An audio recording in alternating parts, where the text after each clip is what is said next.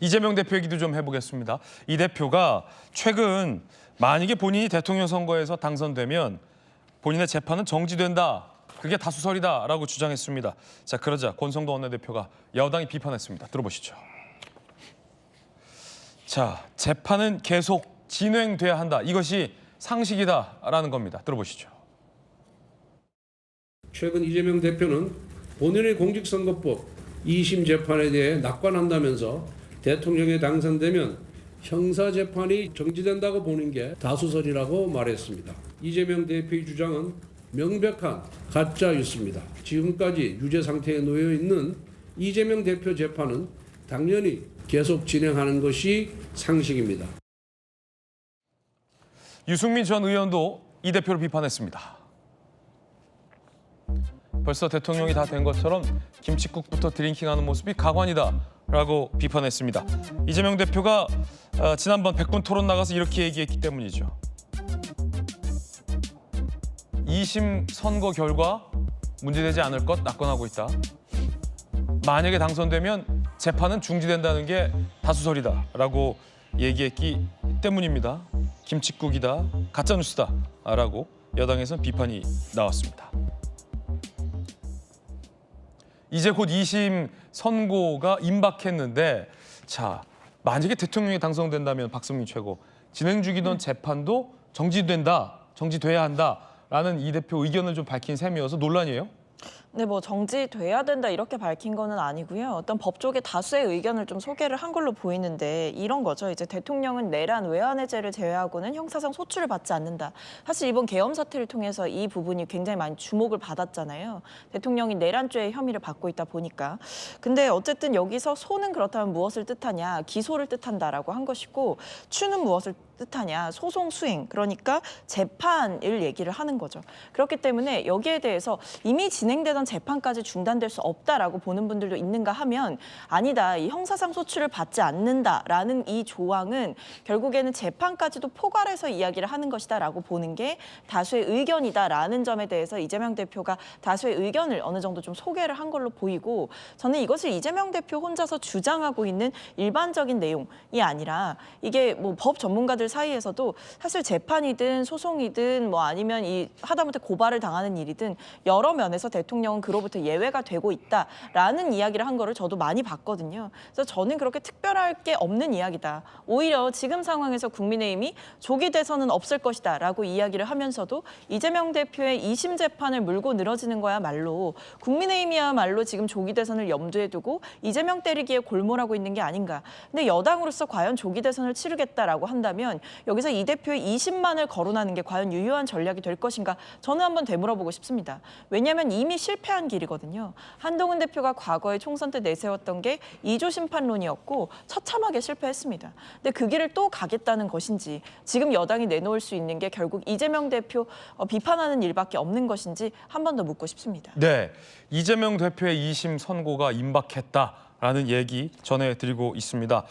아시다시피 1심에서 고 김문기 씨와 골프 친 것처럼 사진을 조작했다라는 발언을 1심 재판부는 거짓말로 받고 그리고 국토부에게 협박을 받았다. 백현동 관련해서 이 발언도 1심 판사는 거짓말로 받습니다. 징역 1년이라는 당선 무효형, 당대표직 박탈형, 그리고 대선 불가형이 선고가 됐습니다. 2심 선고 결과에 따라서 이 대표의 정치적 운명이 걸려있는 그 선고가 이제 3월로 예정이 돼 있다는 분석이 지배적으로 나오는 겁니다. 이 대표 과연 뭐라고 얘기했을까요? 들어보시죠. 그때 가서 지금은 그 얘기를 하면 불필요한 논란에 빠져들어서요. 3월 달쯤에 선고하겠죠. 사실은 매우 빨리 진행되고 있는 거고요. 빨리 정리되는 게 좋죠. 근데 왜 그렇게 비관적으로 보세요? 저는 아무 걱정을 하지 않는데 그건 불가능합니다. 그거는 그 형사소송법 절차 때문에 불가능해요. 우리나라 사법제도 그래 엉터리 아닙니다. 합리적으로 상식에 따른 결론이 납니다. 이거 기억에 관한 문제는 처벌할 수 없다는 게 법이고요. 자, 기억에 관한 문제는 처벌할 수 없다라고 항변하고 있지만 그 기억에 관한 부분은 1심에서도 무죄가 났습니다. 1심에서 유죄가 난 부분은 골프를 친 것처럼 사진을 조작했다라는 그 발언을 거짓으로 봤기 때문입니다. 물론 국토부에 협박이 있었다라는 발언도 거짓말로 봤습니다. 이게 굉장히 중요한 건데 단순히 뭐 벌금이냐 아니냐가 아니라 오신환 의원님, 네네.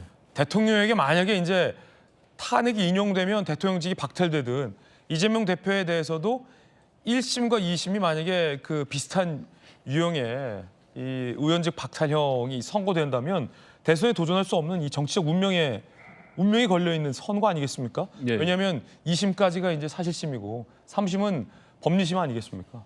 지금 그 헌법 84조에 대한 그 논란, 그러니까 재직 중에 형사소출을 네네. 받지 않는다고 하는 그 조항에 대한 문제는 사실상 2017년도 대선에서도 한번 있었잖아요. 예. 그 홍준표 당시 대선 후보가 2심에서 무죄를 받고 대법원의 이제 상고심 판결을 받기 직전까지에 있었던 내용인데요. 그 당시에 이미 언론에서 뭐 여러 명의 헌법학자들에게 다수 이런 부분들을 물어봤습니다. 근데 그 당시에 다수설은 사실상 그 재판이 이미 재직 이전에 있었던 형사소추에 의한 재판은 계속 지속되고 그것이 형이 확정됐을 때는 그것은 당선 무효형으로 이미 다 그렇게 다수설이 나와 있습니다. 근데 이제 이재명 대표가 그것을 지금 입만 열면 거짓말하듯이 저렇게 또 다수설을 뒤집어서 얘기하는 것은 정말 말도 안 되는 주장이고요. 뭐 2017년도 기사만 봐도 누구나 알 수 있는 그런 내용들이 있습니다. 특히 이재명 대표를 옹호하고 있는 당시 진보학자들, 특히 서강대 임지봉 교수 같은 경우가 84조에 대한 해석을 그것은 재판이 계속 진행돼서 형 확정까지 이르러야 된다라고 주장한 바가 이미 있습니다. 그렇기 때문에 저것은 아전인수격의 이재명 대표의 해석일 뿐이지 다수설도 전혀 아니고, 물론 다소 뭐 헌법학자단 간의 이견이 있기는 하지만 다수설이라고 이미 확정짓는 것은 본인에게 유리한 어떤 국면을 맞이하기 위한 하나의 술책이라고 볼 수밖에 없기 때문에 저는 지금 일단 2심 재판이 3월 달에 이제 확정이 되게 되면 만약에 당선 무효형이 나오게 되면 굉장히 큰 전국이 요동칠 것이고, 그것이 대한민국 운명을 또 좌지우지하는 것이고, 또 범죄 피고인 나중에 형이 확정돼서 만약에 범죄자로서 확정이 된다라면 우리가 범죄인을 대통령으로 선출하는 그런 굉장히 넌센스가 일어날 수 있는 그런 일이기 때문에 매우 중요한 판결이고, 그 해석에 있어서도 저는 사법부가 굉장히 신중하게 앞서 말씀드린 헌법에 대한 해석을 잘 하리라고 저는 판단하고 있습니다. 예. 예, 정혁진 변호사님, 앞서 이제 이 대표 인터뷰 내용을 들어보니까 2심에서 낙관하고 있다라는 말씀하셨고, 근데 그 뒤에 이제 붙어 있는 인터뷰를 보면 최종심은 5월 전에 절대 안 나온다. 그러니까 2심에서 설사 유죄가 나온다 하더라도 3심 선고 전에 조기 대선에서 당선되면 재판 정지된다. 라는 부분을 혹시 목표로 하고 있는 건 아니냐라는 분석도 있거든요. 그러니까 뭐 2심 결과 어떻게 나오든 상관없다. 3심 나오기 전에 대선 열어서 당선만 되면 된다라는 어떤 목표가 있는 건 아니냐. 혹시 어떻게 보십니까? 글쎄요, 뭐 대법원의 의지에 달린 거라고 생각하고요. 대법원은 법률심이니까 네. 그렇게 재판할 필요도 없어요. 그냥 뭐 공판 준비 기일 같은 거 할 필요도 없이 받은 다음에 대법관님들이야 눈만 감아도 그냥 법조문이 좔좔좔 그렇게 읽혀지는 그런 분들이니까 그냥 뭐 일주일 이내라도 판결 선고할 수 있는 것이 아닌가 그런 생각이 들고, 그다음에 제가 기사를 보니까 이재명 대표 말씀이 그다음 조금 전에 박성민 최고도 똑같은 말씀을 하셨는데, 소추를 어떻게 해석하느냐, 소는 기소를 의미하는 것이고 추는 재판을 의미하는 것이다, 이렇게 해석하셨단 말이에요. 그런데 헌법재판소법 32조를 보면요, 어떻게 규정이 되어 있느냐, 재판과 소추와 수사를 분리하고 있어요. 제가 저기 찾아보니까 그 심판 32조에 어떻게 규정하고 있냐면요, 이게 그 자료 제출을 못하도록 하는 건데, 재판, 소추 또는 범죄 수사가 진행 중인 사건의 기록에 대해서는 송부를 요구할 수 없다. 그럼에도 불구하고 헌법재판소는 이 규정을 위반하면서까지 형사기록 받아가지고 재판을 저렇게 빨리빨리 진행한 거 아니겠습니까? 그런데 중요한 건 뭐냐면 이 헌법재판소법 자체가 재판하고 소추를 달리 보고 있는 거예요. 범죄 수사하고. 그렇다라고 하면 소는 기소고 추는 재판이다. 이 논리는 이 헌법재판소법 규정에 따를 때는 성립할 수가 없는 거죠. 왜냐하면 재판하고 소추를 달리 보고 있으니까. 그러니까 소추는 뭐냐? 기소의 다른 말이 소추일 뿐이다. 그다음에 지금 공수처에서 뭐 하고 있었습니까? 공수처에서 수사했잖아요. 누구 수사했습니까? 현직 대통령을 수사하고 있었잖아요. 현직 대통령 무슨 죄로 수사했습니까? 직권남용죄로 수사했잖아요. 오동훈 공수처장이 내란죄는 공수처가 수사할 수 없는 범죄다라고 본인이 명확하게 이야기했고 그럼에도 불구하고 대통령 수사에서 심지어 체포하고 구속까지 한 근거가 뭐였느냐? 그게 직권남용죄 아니었습니까? 공수처가 현직 대통령도 수사할 수 있다라고 했는데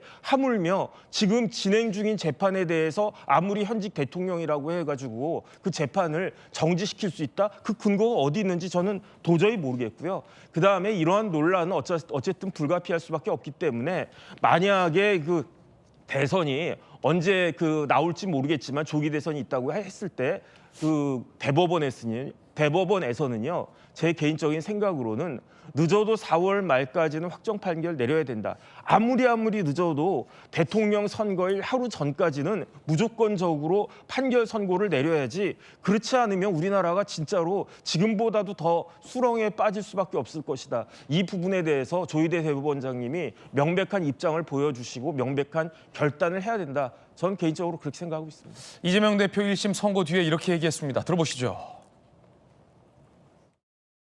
오늘 재판 결과 한 말씀만 부탁드리겠습니다. 오늘의 이 장면도 대한민국 현대사의 한 장면이 될 것입니다. 현실의 법정은 아직 2번 더 남아있고 그리고 민심과 역사의 법정은 영원합니다. 항소하게 될 것입니다. 기본적인 사실 인정부터 도저히 수긍하기 어려운 그런 결론입니다. 징역형 집행유예가 선고됐는데요. 형량 어떻게 생각하시나요? 재판부가 기발한 호의로 판단했는데 여전히 부인하시나요? 조규현 변호사님, 물론 이제 2심에서 무죄가 나오면 이 대표 입장에서는 가장 좋은 시나리오겠고요. 만약에 무죄나 벌금형이 아닌 의원직 상실형이 2심에서도 나온다면 두 가지가 있을 것 같아요. 첫 번째는 책임지고 사퇴한다. 두 번째는 3심 전에 조기 대선이 만약에 열리면 재판이 정지될 수도 있으니 그냥 강행한다. 이 대표는 어떤 걸 선택할까요? 만약에 가정이에요. 2심에서도 1심이라는 근거가 있으니까 1심과 같은 의원직 상실형이 선고된다면 자진 사퇴한다. 계속 출마한다. 후자가 될 가능성이 높죠. 계속 출마한다. 예, 지금 뭐 이재명 대표가 직접 입장을 밝힌 바와 같이 1심 선고가 이례적입니다. 다수의 그때 예상은 무죄 가능성이 매우 높다고 보고 있었는데 이제 유죄가 나왔던 거고요. 그 법리 자체도 과연 통상적인 허위사실 공표죄 법리를 따르고 있느냐에 대한 문제제기가 계속 나오고 있고 또 항소심 재판부는 그 과정에서 공소사실 특정 관련해서 공소장 변경까지 요구해서 변경이 됐습니다. 전체적 과정을 보면 기억에 대한 문제, 주관적 의식에 대한 문제에 대한 판단이 허위사실 공표죄 사실의 적시에 해당되지 않는다고 보기 때문에 무죄 가능성이 높고 항소심에서 이제 번복될 거라는 확신을 갖고 계신 것 같아요. 네.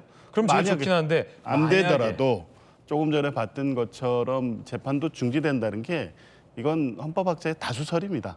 만약에 그러면 네. 또 가정인데 세 번째 질문. 만약에 이 대표에 대한 2심은 3월에 나와. 그런데 헌재의 탄핵 심리는 재판관 몇 명의 의견이 일치 안 돼서 계속 평의를 해서 좀 이렇게 늦어져요. 그래서 이 대표가 생각했던 것처럼 3심 전에 조기 대선이 안 열려요. 그 경우는 혹시 어떡합니까? 그 가정까지 하기는 너무 만약이에요. 나왔죠. 예. 그 가정은 시나리오에 없군요. 예, 그 가정이 현실화될 가능성은 거의 없다고 보기 때문에. 네. 그리고 이 뭐 지금 이제 통상적인 예상을 해보면 3월 말에 네. 이 항소심 선고가 날 가능성이 높아요. 근데 정혁진 변호사님은 4월 초라도 이제 선고해야 된다. 대법이 예, 당위를 말씀하셨는데 물리적으로 절차상 불가능합니다. 왜냐하면 이 상고 기일이 또 일주일이 있고요. 상고심으로 기록이 송부된 다음에 또 20일 동안의 상고 이유서 제출 기한이 있고 심리를 시작해서 판단까지 가는데 시간이 그렇게 뭐 빨리 하려고 한다고 해도 그렇게 진행될 수가 없거든요. 3633이니까 3월에 나오면 4, 5, 6. 6월에는 나올 텐데. 아무리 빨라도 예. 그렇죠. 예, 6월. 그러면 이제 만약에 탄핵이 인용된다면 조기 대선이 5월이냐 6월이냐에 따라서 이 대표의 대선 출마 여부도 결정될 수 있겠네요. 물론 이제 2심, 3심 재판 결과 어떤지 봐야겠습니다만.